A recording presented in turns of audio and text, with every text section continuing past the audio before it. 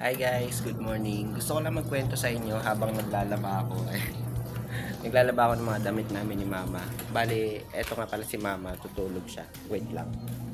Ayan, tulog si Mama sa wheelchair niya. Tapos naglalaba ako.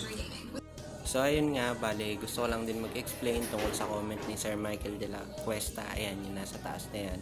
Every time kasi na may post ako, palagi siyang may comment na ganun, na para bang inasa ko na lahat sa mga followers ko, sa mga nanonood sa akin. Which is minsan, totoo din naman talaga. Wala naman taong gustong manghingi. Actually, dati pa man, nung wala pang sakit si Mama, high school pa lang talaga ako noon. Hindi na ako huminto magtrabaho. High school pa lang ako, nagtatrabaho na ako para makapag-aral ako, para makapag-provide dito sa bahay, makatulong kay Mama sa mga kuryente, tubig, pagkain, lahat-lahat. Tapos, hindi talaga ako huminto. Alam ng mga kakilala ko, katrabaho ko, kaibigan ko, ng mga nakasama ko sa buhay ko sa loob ng ilang taon na simula nung high school ako. Alam nila na hindi talaga ako huminto maghanap ng trabaho, gumawa ng paraan para kumita, magbenta ng kung ano-ano, magnegosyo. Noon pa man, nagnenegosyo na talaga ako, nagluluto ako, tapos um, aalokin ko yung mga katrabaho ko, magbebenta ako ng pagkain sa kanila, ganun. Hanggang sa ito na nga, dumating na yung time na nagkasakit na si Mama, nasugod siya sa ospital. Currently, may trabaho ko noon pero hindi ako nakapag-resign ng maayos, wala ng proper resignation.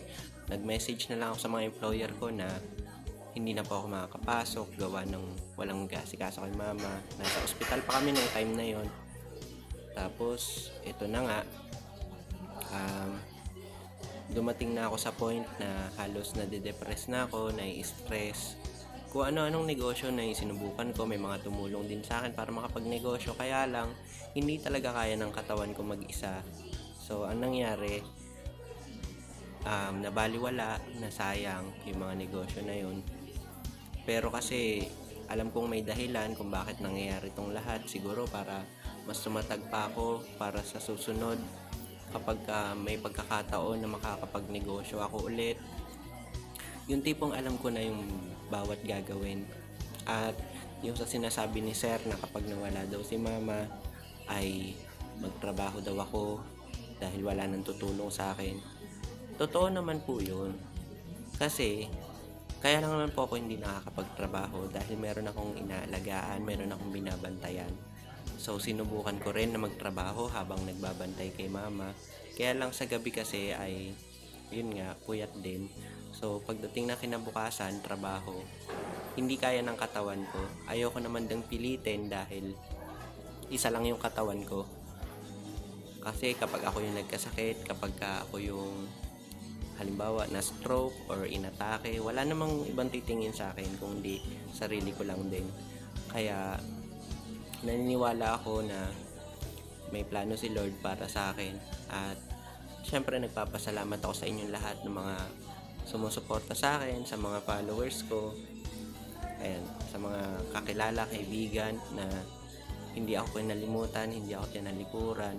Kumbaga, promise ko na kapag nakaahon ako or nakaraos ako sa mahirap na sitwasyon na to, babawi at babawi po ako sa inyong lahat kahit sa mga basta darating yung time na ako din yung makakatulong.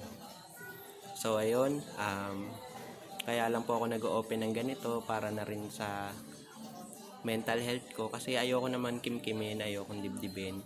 Mas maganda yun na yung nasasabi natin yung kung ano gusto nating sabihin. Basta ang maipapangako ko lang din sa sarili ko na magiging okay ako physically, mentally at emotionally dahil sarili ko lang din yung makakatulong sa akin para hindi ako malugmok sa stress or depression or anxiety. Kaya maraming salamat po ulit sa inyong lahat. Yun lang, God bless us all.